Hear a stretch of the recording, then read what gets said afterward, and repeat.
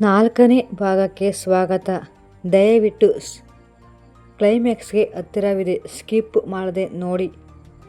ಅಜಯ್ ಕೊಟ್ಟ ಬೆದರಿಕೆಯಿಂದ ವಿವೇಕ್ ದಂಪತಿ ಪ್ರತಿ ಸೆಕೆಂಡ್ ಭಯದಲ್ಲಿ ಬದುಕುತ್ತಿದ್ದರು.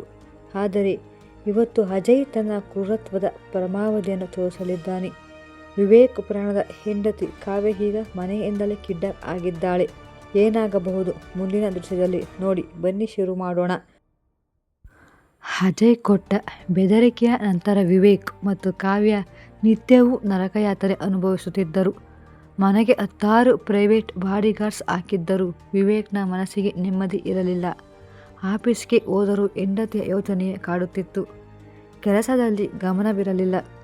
ಅರ್ಧ ಗಂಟೆಗೆ ಒಮ್ಮೆ ಫೋನ್ ಮಾಡಿ ಚೆಕ್ ಮಾಡ್ತಲೇ ಇದ್ದ. ಕಾವ್ಯ ಕೂಡ ಮನೆಯಿಂದ ಹೊರಗೆ ಹೋಗುತ್ತಿರಲಿಲ್ಲ. ಆದರೆ ವಿಧಿಯ ಆಟ ಬೇರೆ ಇತ್ತು. ಒಂದು ದಿನ ಮಧ್ಯಾಹ್ನ ವಿವೇಕ್ ಆಫೀಸ್ನಲ್ಲಿ ಅತಿ ಮುಖ್ಯವಾದ ಕ್ಲೈಂಟ್ ಮೀಟಿಂಗ್ನಲ್ಲಿದ್ದಾಗ ಕಾವ್ಯಾಳ ಫೋನಿಂದ ಕರೆ ಬಂತು. ವಿವೇಕ್ ತಕ್ಷಣ ಮೀಟಿಂಗ್ ಬಿಟ್ಟು ಹೊರಗೆ ಬಂದ. ಫೋನ್ ರಿಸೀವ್ ಮಾಡಿದ. ಕಾವ್ಯ, ಚೆನ್ನಾಗಿದ್ದೀಯಾ, ಊಟ ಮಾಡಿದ್ಯಾ ಎಂದು ಕೇಳಿದಾಗ ಅಲ್ಲಿ ಕೇಳಿಸಿದ್ದು ಕಾವ್ಯಾಳ ಧ್ವನಿಯಲ್ಲ, ಬದಲಿಗೆ ಅಜಯ್ನ ಆ ಅಟ್ಟಹಾಸದ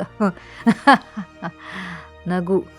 ಲೋ ವಿವೇಕ್, ನಿನ್ನ ಪ್ರಾಣದ ಹೆಂಡತಿ ಈಗ ನನ್ನ ಕಸ್ಟಡಿಯಲ್ಲಿದ್ದಾಳೆ. ನಿನ್ನ ಬಾಡಿಗಾರ್ಡ್ಸಿಗೆ ದುಡ್ಡು ಕೊಟ್ಟು ನಾನೇ ಅವಳನ್ನು ಎತ್ಕೊಂಡು ಬಂದಿದ್ದೀನಿ.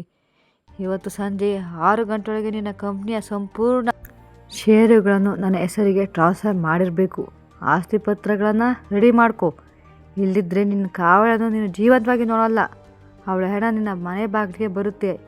ಪೊಲೀಸರಿಗೆ ಹೇಳಿದರೆ ಅವಳ ತಲೆ ಇರಲ್ಲ ಎಂದು ಫೋನ್ ಕಟ್ ಮಾಡಿದನು. ವಿವೇಕ್ ತಕ್ಷಣ ಮನೆಗೆ ಕಾರ್ ವೇಗವಾಗಿ ಓಡಿಸಿಕೊಂಡು ಬಂದಾಗ ಸೆಕ್ಯೂರಿಟಿ ಗಾರ್ಡ್ ರಕ್ತದ ನಡುವಿನಲ್ಲಿ ಪ್ರಜ್ಞೆ ತಪ್ಪಿ ಬಿದ್ದಿದ್ದ. ಕಾವ್ಯ ಮನೆಯಲ್ಲಿ ಇರಲಿಲ್ಲ. ವಿವೇಕ್ನ ಕೈ ಕಾಲುಗಳು ನಡುಗಲು ಶುರು ಮಾಡಿದ್ದವು.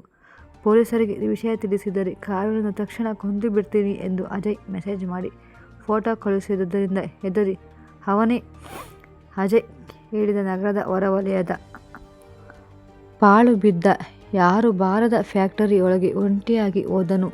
ಕೈಯಲ್ಲಿ ಆಸ್ತಿ ಪತ್ರಗಳ ಬ್ಯಾಗ್ ಇತ್ತು. ಅಲ್ಲಿ ಕತ್ತಲ ಕೋಣೆಯಲ್ಲಿ ಕಾವ್ಯಾಳ ಹಳೆಯ ಕುರ್ಚಿಗೆ ಕಟ್ಟಿ ಹಾಕಲಾಗಿತ್ತು. ಅವಳ ಬಾಯಿಗೆ ಬಟ್ಟಿ ಅಂಟಿಸಲಾಗಿತ್ತು. ಅವಳು ಅಳುತ್ತಿರುವುದು ಕಾಣಿಸುತ್ತಿತ್ತು. ವಿವೇಕ್ ಅವಳನ್ನು ರಕ್ಷಿಸಲು ಮುಂದೆ ಹೋದಾಗ ಹಿಂದಿನಿಂದ ಅಡಗಿದ್ದ ಅಜಯ್ ರೌಡಿಗಳು ಕಬ್ಬಿಣದ ರಾಣಿಯಿಂದ ವಿವೇಕ್ ತಲೆಗೆ ಬಲವಾಗಿ ಹೊಡೆದರು. ವಿವೇಕ್ ಕಣ್ಣು ಕತ್ತಲಾಗಿ ರಕ್ತ ಸೋರಿಯುತ್ತಾ ನೆಲದ ಮೇಲೆ ಬಿದ್ದನು. ಅಜಯ್ ಬಂದು ವಿವೇಕ್ನ ಮುಖಕ್ಕೆ ತಣ್ಣೀರು ಚೆಲ್ಲಿ ಪ್ರಜ್ಞೆ ಬರುವಂತೆ ಮಾಡಿದನು. ಸೈನ್ ಮಾಡು ಮಗನೇ, ನಿನ್ನ ಇಡೀ ಸಾಮ್ರಾಜ್ಯ ಇವತ್ತು ನನ್ನ ಹೆಸರಿಗೆ ಹಾಕಬೇಕು. ಇಲ್ಲಾಂದರೆ ಇಬ್ಬರನ್ನೂ ಇಲ್ಲೇ ಹೂತಾಕ್ತೀನಿ. ನಿನ್ನ ಹೆಂಡತಿ ಕಣ್ಣೆದುರು ನಿನ್ನನ್ನು ಕೊಲ್ತೀನಿ ಎಂದು ಬಾಂಡ್ ಪೇಪರ್ ಮುಂದಿಟ್ಟನು. ವಿವೇಕ್ ಬೇರೆ ದಾರಿ ಇಲ್ಲದೆ ಕಾವ್ಯಾಳ ಜೀವ ಉಳಿದರೆ ಸಾಕು ಎಂದು ನಡುಗುವ ಕೈಯಿಂದಲೇ ಈ ಎಲ್ಲ ಆಸ್ತಿ ಪೇಪರ್ಗಳಿಗೆ ಸಹಿ ಮಾಡಿದನು. ಅಜಯ್ ಆ ಪೇಪರ್ ತಗೊಂಡು ವಿಕೃತವಾಗಿ ನಗುತ್ತ, ನೀನು ತುಂಬ ಒಳ್ಳೆಯವನು ವಿವೇಕ್. ನಿನ್ನ ಸ್ನೇಹಕ್ಕೆ ನನ್ನ ಕೃತಜ್ಞತೆಗಳು. ನೀನು ಬದುಕಿದ್ರೆ ನಾನೇ ಮತ್ತೆ ಪೊಲೀಸರ ಹತ್ತಿರ ಹೋಗೋದು. ಅದಕ್ಕೆ ನಿನಗೆ ನನ್ನ ಕಡೆಯಿಂದ ಈ ಶಾಶ್ವತ ಗಿಫ್ಟ್ ಎಂದು ಗನ್ ತೆಗೆದು ವಿವೇಕ್ನ ಎದೆಗೆ ನೇರವಾಗಿ ಶೂಟ್ ಮಾಡಿದನು.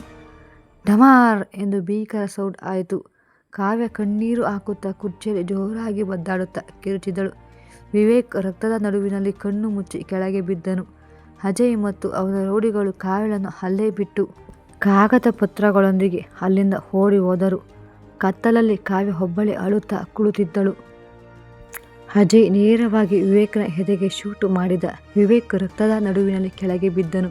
ವಿವೇಕ್ ಕತೆ ಇಲ್ಲಿಯೇ ಮುಗಿಯಿತೇ ಅಥವಾ ಅಜಯ್ ಇಡೀ ಆಸ್ತಿಯನ್ನು ತನ್ನದಾಗಿಸಿಕೊಂಡು ಬಿಡುತ್ತಾನಾ? ಇಡೀ ಸರಣಿಯ ಮಹಾಮುಕ್ತಾಯ ನೋಡಲು ಕಾಯಿರಿ.